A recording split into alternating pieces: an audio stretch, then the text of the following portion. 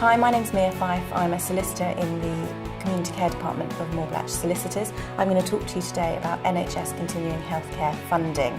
Anybody who is receiving care at home or in a nursing home or residential home needs to consider how those fees will be funded. There are a number of different options. The one I'm going to concentrate on today is fully funded NHS Continuing Healthcare. But just to run through your other options as well, we have funded nursing care, which is a contribution paid by the NHS to individuals who are receiving nursing care in a nursing home. And the idea is if they don't qualify for fully funded nursing care, and we'll talk about eligibility for that in a moment, that the NHS recognise they should be making contribution toward the healthcare funding in the same way as they would if you had broken your leg and you were receiving treatment in hospital. For individuals who don't have healthcare needs, who don't qualify for NHS Continuing Healthcare, or who are in receipt of funded nursing care contribution but need to meet the rest of the cost of care, then we're looking at two different options. Either that care will be funded by way of a contribution from the local authority. Now that's means tested and there's a financial assessment to calculate whether or not someone's entitled to any funding. If you're over the threshold for local authority contribution, then you'll be classed as a self-funder and will have to meet the cost of care in full. So that's why it's so important to consider whether or not healthcare funding is appropriate in the first instance. So what is NHS Continuing Healthcare? Not a lot of people are given this information. It's becoming more in the media now, but it's a fully funded package of care that is meant to fund the care fees for individuals who have complex, ongoing healthcare needs, and that's very important. There is a distinction between health and social care needs. It's for individuals who have complex, ongoing healthcare needs who are receiving care either at home, in a residential or care or nursing home setting. The setting of care makes no difference, nor does the diagnosis of an individual. They're looking at whether the healthcare needs of that person are complex, unpredictable, intense, or generally of a nature that indicates what they call a primary health need. There's a two-stage assessment process to calculate whether somebody is entitled to funding. The first stage is a checklist assessment and the second stage a multidisciplinary assessment, and I'll come on to those in a bit more detail later on. The important thing to remember for NHS Continuing Healthcare funding is that individuals who are entitled to this get their care fees met in full by the NHS. There is no means testing. It doesn't matter how much money you have, whether you own properties, that will not be taken into account. If you're eligible for healthcare funding, then you're eligible regardless of your means. So who's eligible? Well, a person should be considered to have a primary health need where the services that they require, and it's important they're healthcare services, either are more than incidental or ancillary to the provision of accommodation. So if you're in a care home, then the services that you need must go beyond the need for accommodation. Or if you're receiving care at home, then those services need to be more than the types of services social services could be typically expected to provide. It's not the most helpful test in the world because social services provide different levels and different services depending on your area. And equally, to look at whether or not you have a primary health need is very difficult because there's no set definition. And that's why we have the assessment process. But I just wanted to introduce you to our case study, Mrs. X, just to try and give you an overview of the assessment process and what's going on to try and apply it. So we're looking at a lady who, before December 2012, was very active and independent. She was highly active in her community.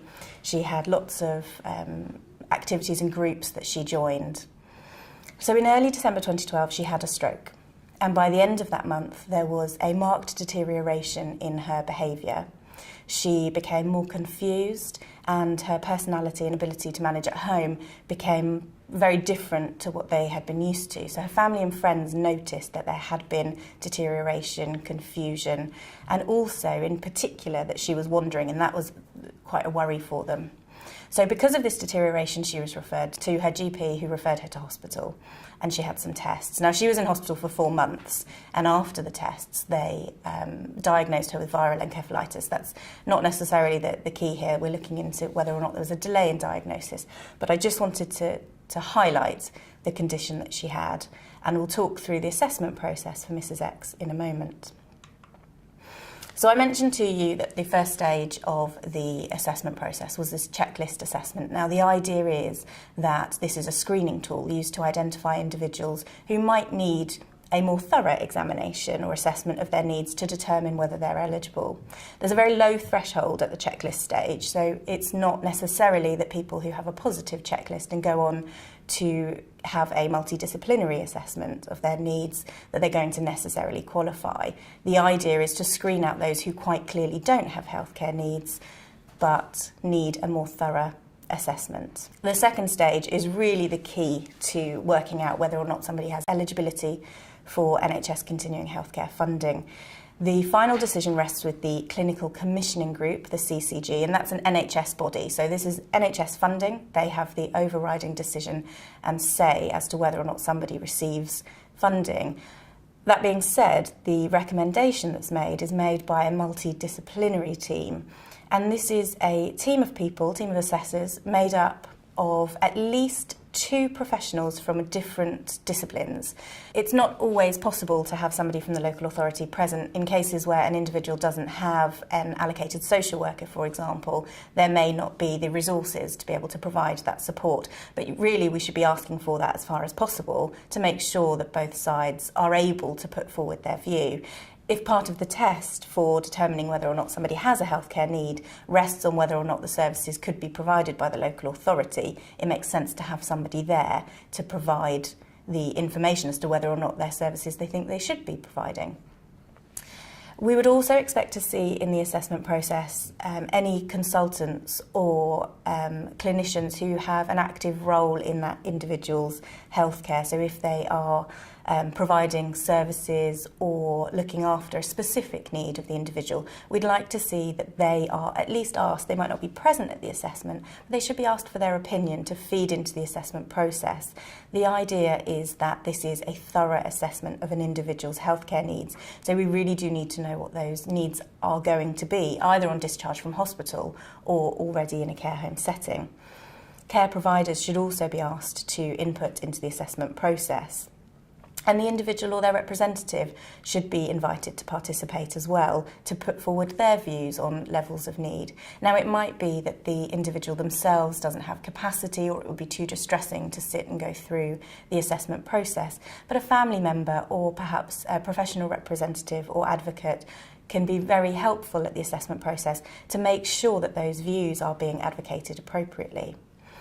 The assessors at the multidisciplinary assessment will complete a decision support tool, and it's a lengthy document that helps pull together all of the evidence that's obtained. There are 12 care domains that they look at during the assessment process, and they're on screen now. I'm going to take you through those in a bit more detail when we look at the case study again. So looking at Mrs X, I think it's really important to highlight the fact that the assessment process looks at both mental health needs and equally looks at the physical health needs. So on the screen at the moment, you've got the first 3 domains that are assessed during the multidisciplinary assessment process, and these are the mental health needs.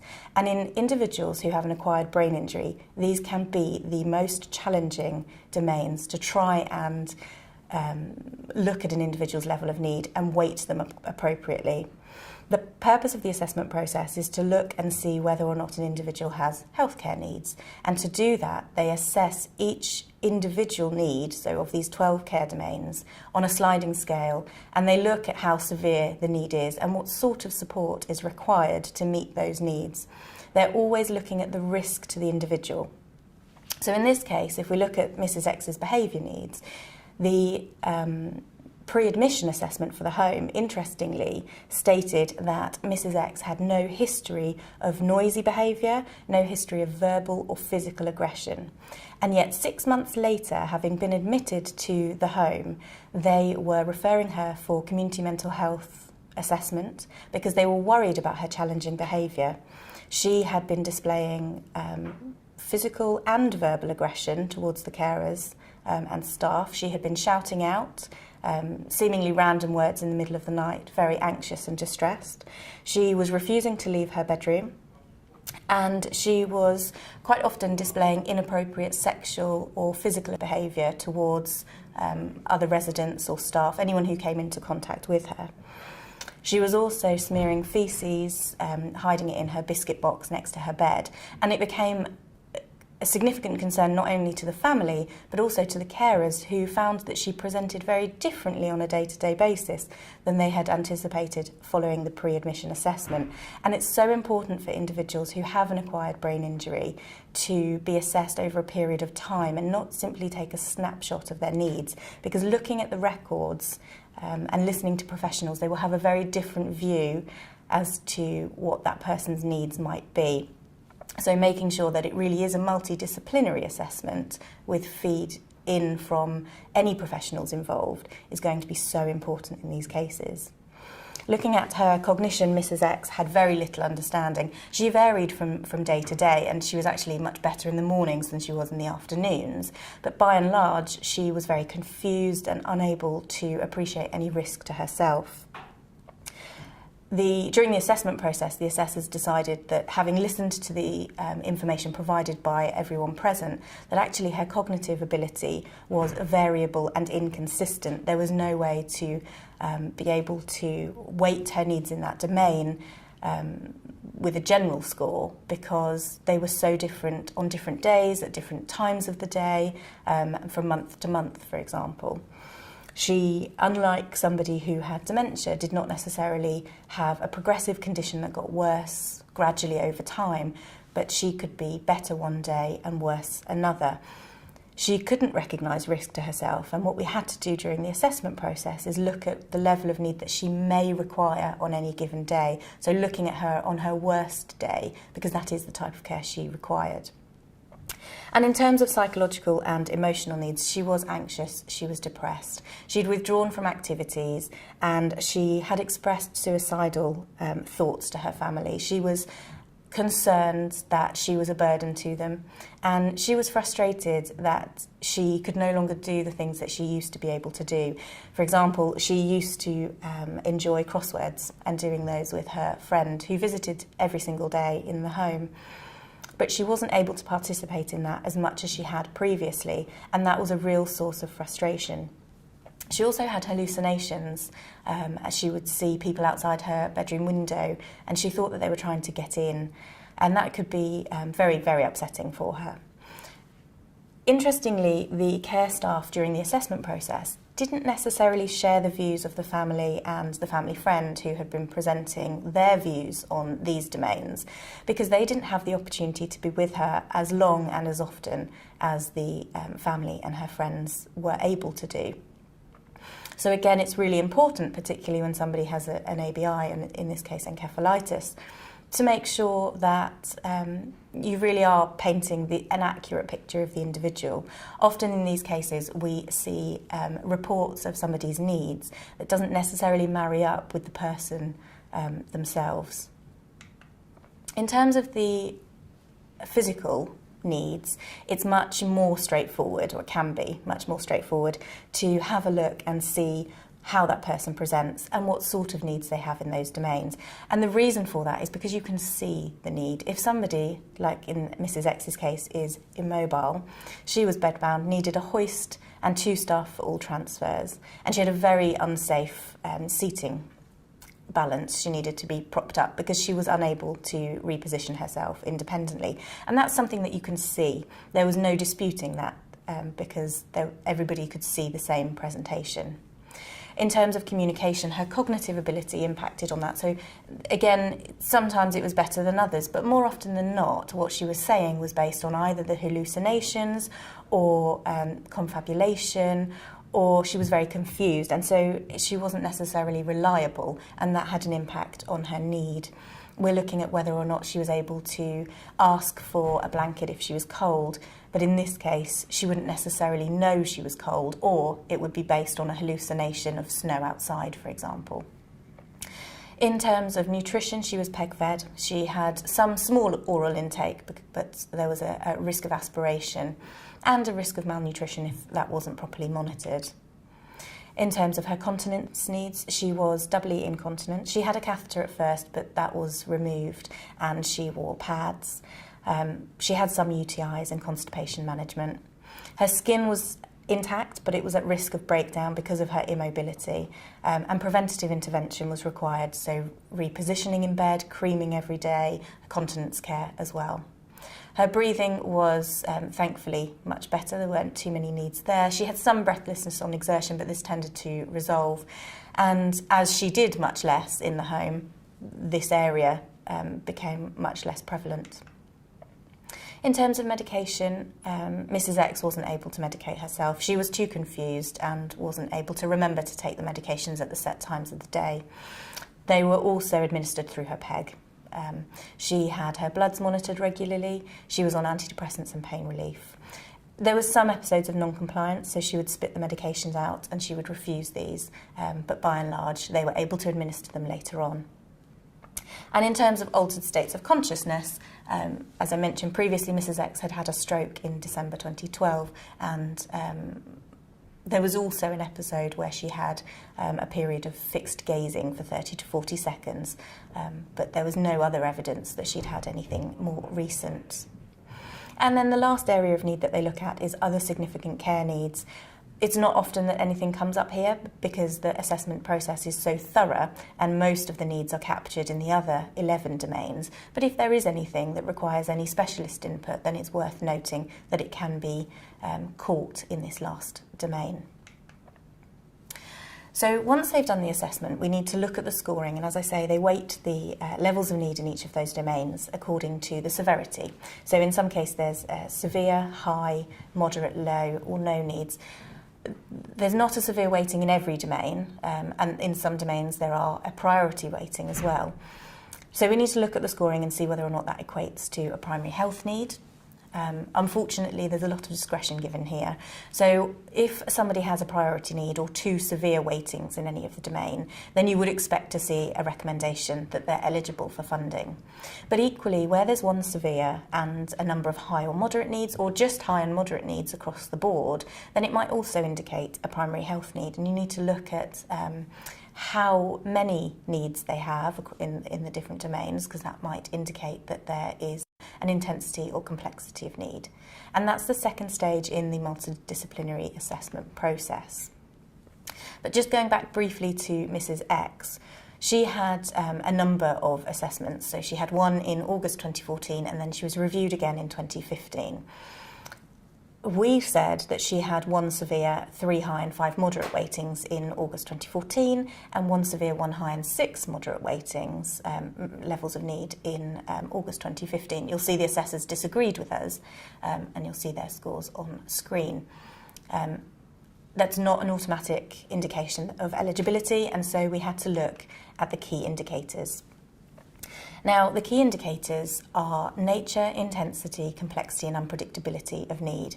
And the idea behind the assessment process is that if you can demonstrate one of those key indicators, so you don't have to demonstrate all 4, if you can demonstrate one of those within the individual's levels of need, within their care needs, then that is going to indicate that that person has a primary health need.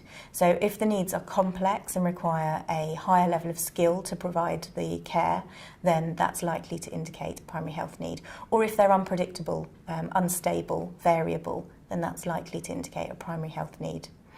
So you can see the descriptions on screen. And again, I just want to draw your attention to Mrs. X and let you know what the decision was.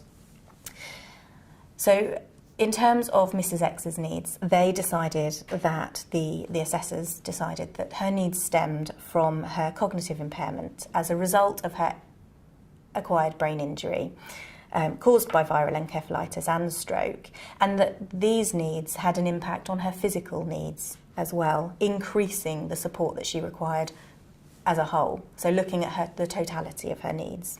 It took time to meet her needs and they were variable.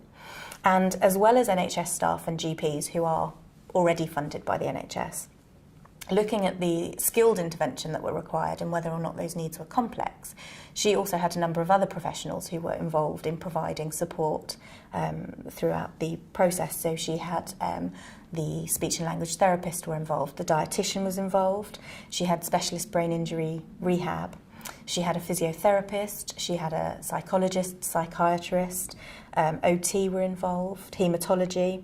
So you can see that there was a real need for skilled input into her care and support needs. Now, in the first instance, Mrs. X, in both August 2014 and August 2015, in both of those cases, Mrs. X was assessed as being not eligible for funding. So we appealed the decision, and the framework that governs the assessment process has a very clear appeals process that you can follow as an individual if you don't agree with the decision that was reached. In the first case, this is a local appeal where the clinical commissioning group who made the original decision will review the decision that was made and determine whether or not that decision was accurate based on the evidence available. In Mrs. X's case, we went to a local appeal with the clinical commissioning group for both decisions and looked at them independently of each other. Looked at the evidence that was available at the time. Now, in this case, we were particularly concerned because there was no neurological input into the assessment process. There was registered nurses at the multidisciplinary assessment, but no other discipline involved. So in terms of constitution of the panel, we were already quite concerned. At the local appeal meeting, when we discussed this, the clinical commissioning group decided that, having reviewed everything again, they made the right decision. And while they might have overlooked some of the needs in some areas, as a whole, that didn't affect the outcome of the assessment process. So we took it to the next stage of the appeals process, which is an application to NHS England and a request for an independent review panel to review the decision and see whether or not on the evidence available that was accurate and correct. And this is an entirely separate panel to the individuals who reviewed the decision in the first instance. The clinical commissioning group who were involved are invited to present and make their arguments and explain why they came to the decision that they did. But it is a wholly new panel who review the information available. And on that panel, you have a chair, you will have someone from health, and you'll have someone from social services feeding into the decision process. And in this case, the independent review panel looked at both the August 2014 and the August 2015 decision, and they determined that the clinical commissioning group had got it wrong. And so Mrs. X was assessed as being eligible and told that she should have been assessed as eligible from August 2014 when she was first assessed, and that the clinical commissioning group, the NHS, should have been paying her care fees from that point up until another review takes place that decides she's no longer eligible. So in this case, we were successful in achieving a refund of care fees already paid of over £100,000. Had we not been successful at independent review panel stage, then the next stage of the process is a complaint to the Parliamentary and Health Service Ombudsman. Now, they're not interested in whether the decision was right or wrong. They're interested in whether or not the process was correctly followed, and that's a very important distinction to make. But part of the process is whether or not the criteria and the guidance and the framework that guides this assessment process, whether those were correctly followed. In this case, we didn't need to go to that stage, but it's worth noting in any event. Also, in terms of judicial review, I'll mention it very briefly. The administrative court would expect you to follow the local appeals process as far as possible, but where there's been a decision that's so severe or illegal, doesn't follow correct process, then you can make an application to the administrative court to review that decision-making process. Again, they're looking at the process rather than whether or not the decision reached was correct. So I've already told you about Mrs. X, but just to highlight how long it took us following the appeals process to reach that decision, you can see the first decision was made in August 2014 and the second one in August 2015. We didn't finish the local appeals process until June 2017, and the independent review panel met in September 2017, which is why there was such a huge amount of care fees to recover, because it took so long to go through the process. So really, it's important to get it right in the first instance to stop somebody having to go back for that length of time. That is a snapshot, an overview of NHS Continuing Care. Please feel free to contact me if you have any questions at all, or anyone else in the team. We would be happy to have a no obligation chat entirely free of charge to see whether there's anything that we can help with.